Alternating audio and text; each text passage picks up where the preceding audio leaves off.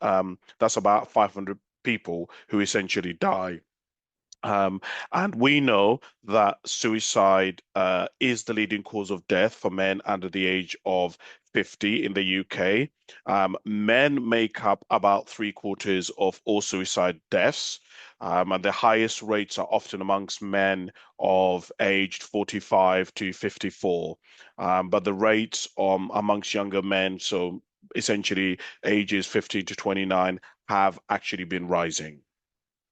So that essentially means that every 90 seconds or so, um, a man, a father, a son, a brother, a friend, a neighbor, the guy who works down the shop, the guy who works in Tesco's, a young man, really, relatively anyone who's under the age of 70, to me, technically is young, dies by suicide. They take their own life. For whatever reason, they feel that they cannot go on anymore. And there are multiple reasons as to why that is, which I'll get into in just a second.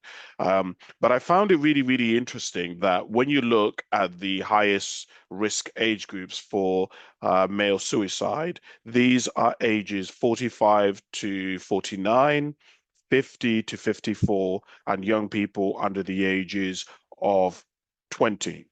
But also, what I found really interesting is that if you look at the regions as to where the suicides tend to happen are typical. So you've got area in England, you've got areas like Northwest, Northeast, and East of England. And ironically, London actually has some of the lowest rates of suicide in the country.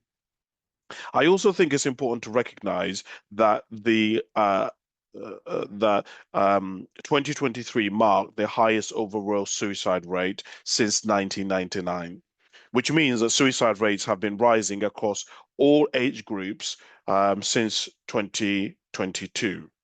Um, and just to give you a breakdown of these areas that I just talked about.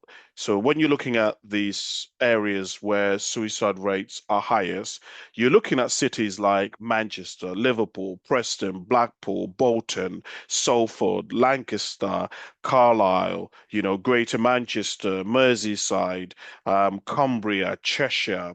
You're looking at places like Newcastle, Sunderland, Middlesbrough, South Shields, Northumberland, Cambridge, Ipswich, Chelmsford, Luton, Petersburg. These are the kinds of areas that you're looking at for suicide.